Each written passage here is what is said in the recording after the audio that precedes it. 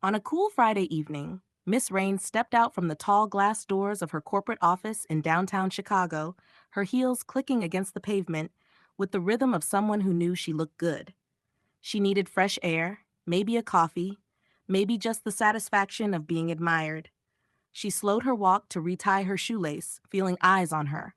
Sure enough, a young man was leaning casually against a lamppost nearby, watching her with a faint smile. His dark curls caught the golden streetlight, his skin the deep bronze of polished mahogany. When she stood upright again, she reached into her crossbody bag for her phone and froze. Empty. Instantly, her face tightened like someone who had just bitten into a lemon. Her eyes darted straight to the young man. "You. Give me my phone," she said, loud enough for heads to turn. He blinked, startled. "Excuse me?" "You heard me. My phone's gone, and you're standing there grinning like a hyena. Hand it over." People slowed their steps. Someone paused mid-sip of their latte. The young man raised his hands. "Ma'am, I don't have your—" "Shut it, thief," she snapped.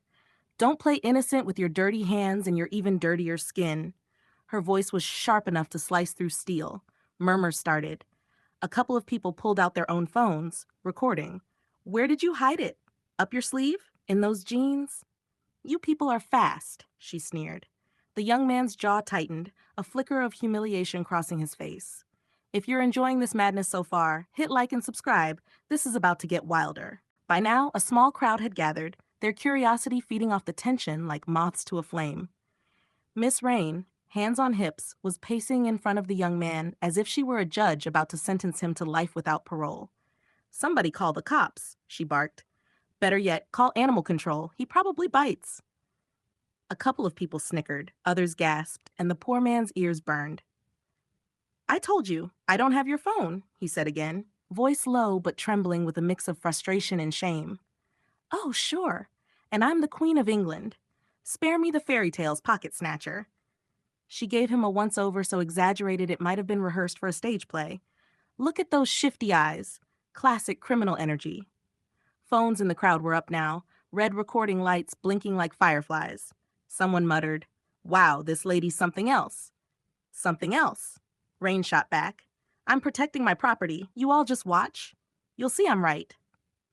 Then, like she was auditioning for a soap opera, she spun to the crowd. "Don't you dare let him slip away. People like him count on soft-hearted fools." The young man's fists clenched at his sides, his chest rising and falling faster. Humiliation was dripping off him like sweat. Then, cutting through the spectacle, a voice rang out from behind. "Rain! There you are!" Heads turned. A woman in a floral blouse was jogging over, holding something up. "Your phone's been ringing off the hook." "Why?" The entire street seemed to freeze mid-breath. In her sister's hand was the very phone Miss Rain had been swearing up and down was obviously stolen. For a split second, Rain's face locked into this weird mix of shock, panic, and "oh no, I just dug my own grave." You could almost hear the gears grinding in her head as she scrambled for a lifeline. That's, that's not," she started, but the crowd's reaction hit her like a slap. "Oh no, don't even start," someone yelled from the back. "That's the exact phone you accused him of stealing." "Didn't you say you saw him with it?" Another voice piped up, dripping with sarcasm. "Wow, your psychic powers are broken." The young man stood still, eyes locked on her, his humiliation slowly melting into something sharper, cold and dangerous. People began booing, some openly laughing. "You're disgusting," an older woman spat, phone camera still pointed at Rain. "You dragged this man's name through the mud just because of his skin. Shame on you." Rain's sister looked like she wanted to vanish. "Rain, you told me you lost your phone at work," she whispered, mortified. Rain tried laughing it off, but it came out as a weak, choking sound. "It was just a misunderstanding." "Misunderstanding?" The young man's voice cut through like glass. "You called me a thief. You called me an animal. In front of all these people. And then, just to make sure the internet got its money's worth, someone shouted, 'If you're enjoying this, hit that like and subscribe.'" Phones kept rolling. The air smelled like revenge was coming. Rain's fake smile collapsed entirely when the young man stepped forward, calm but radiating that kind of quiet rage that makes a crowd hush.